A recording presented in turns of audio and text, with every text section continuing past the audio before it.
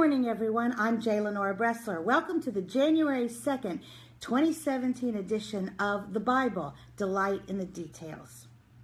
At the beginning of a new year, it's very traditional for businesses and even some individuals to have strategic planning retreats in which they identify their priorities, ensuring that they prioritize the right things. You hear things like, keep first things first. Don't major on the minor. Things like that. Well, Jesus has something to say about what our priorities should be in our relationship with God.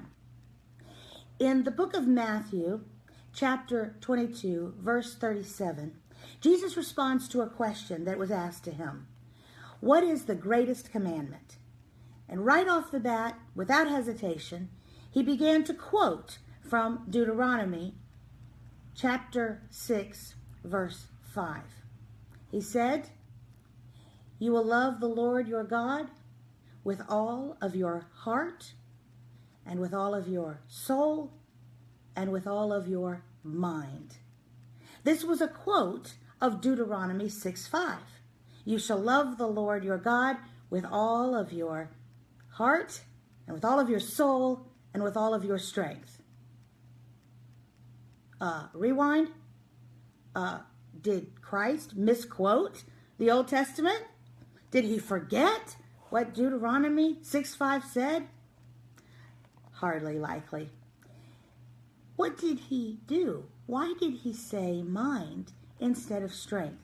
Was he emphasizing some aspect that might be important to us? Well, let's talk about it. First of all, what does it really mean to love? How does one love? Think about it. The word love we use it so casually sometimes. What does it really mean to love? We say we love our spouse. We say we love our country. We say we love French fries. Very different kinds of love. Now, we'll talk about the different kinds of love in another section. But today, we want to talk about how. How do we love? Love with all of your heart. In the Hebrew world, in the ancient world, the heart was not known as being the center of emotions like we think of today. It was the center of the will. It was where you made value-based, informationally, factually laden decisions about things. We still say, do we not, I've had a change of heart. But when we say that, we don't necessarily mean it was just an emotional change. We mean we've decided to do something different, act in a different way. So if you love the Lord with all of your heart, it means that you have made an intentional decision to do so. A lot of people claim to love God, claim to have a relationship with God, but they've really fallen into it by default when you come down to it. Maybe they have a family who's strong with the Lord, and so they kind of just got it by osmosis and they think that's enough, but they've never really thought about the claims of Christ and made an actual intentional decision with their own will. Maybe they're on autopilot. Maybe they are surrounded by friends who feel this way and have made their own decisions, and so it's just easier to kind of go along. Maybe because they were raised in a country that was based, at least historically, on Judeo-Christian principles, they feel like they're a cultural Christian, or at least a cultural God believer. If you love the Lord or anything else with all of your heart, it means that you've taken time to actually make a decision. Now, how do you love with all of your soul? The word that is used here for soul in the original language is pneuma, which actually means breath. The idea is you love with your very existence. Everything that goes into living. Everything from eating and sleeping and walking around and making a living and interacting with people. Everything is done with an acknowledgement of the presence and the impact of the Lord. You've heard it said in the Bible, work as to the Lord. Work as if It's the Lord that you're working for, not necessarily that boss that you don't like, who isn't fair to you, etc. So if you love the Lord or anything else with all of your soul, it means that you are constantly aware of the presence and the impact of the Lord. Now then we have the Deuteronomy saying, love the Lord with all your strength. What is that about? Well, think about what strength means. Strength is ability to take your intention and make it real. True? I mean, if I want to get up and walk out of this room, first I must have the strength, the ability to do that. When Christ said, you must love the Lord your God with all of your mind, was he conflicting with the statement of loving the Lord with all of your strength? No, because think about it. How do you make any intention real? First, it must be in your mind. Any action, good or bad, that you're going to take begins first where? As a thought in your mind. Your mind is where you have the ability to make things begin.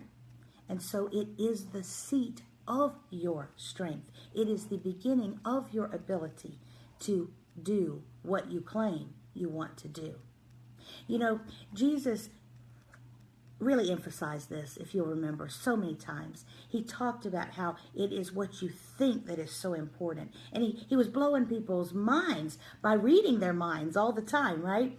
And he said things like, you know, if you even look at a woman with lust, it's like adultery. Or if you think about a person evilly, it's like murder. Well, you know, skeptics really get after Jesus about this, and they act like he's saying it's the same thing and it's the moral equivalent. I'm not sure that's what he meant. I think what he's saying is the very actual fact that how you think does lead to real actions, right? I mean, think about it. Nobody wakes up and just says, oh, I'm going to, kill Mr. A today. No, it started long before, as you started harboring bad will toward Mr. A. Nobody just finds themselves in bed with somebody committing adultery. No, it started long before with thoughts and a mindset that led, maybe slowly but inexorably, to actions. As you think, you are. And so the mind is so important. That's why we must guard it. So at the beginning of this year, I think we should think about, how are we loving God? Are we loving God with our heart, meaning with an intentional decision? Are we loving him with all of our soul, meaning that everything in life, we feel his presence and we allow him to influence and impact what we're doing? And then do we love him with all of our strength, all of our ability, an ability which begins in the mind? Are we thinking positively, uplifting good thoughts? Those will lead to good decisions and good actions.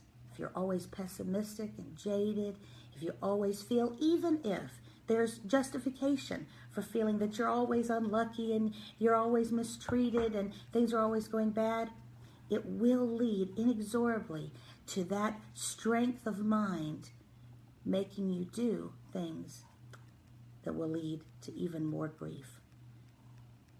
Be careful about what you're thinking.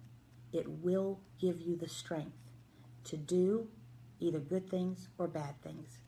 Be sure you're loving God with your mind, and then you'll love him with your strength too. I'm Lenora Bresler, wishing you again a happy New Year 2017. Keep first things first. I'll see you next time on the Bible. Delight in the details.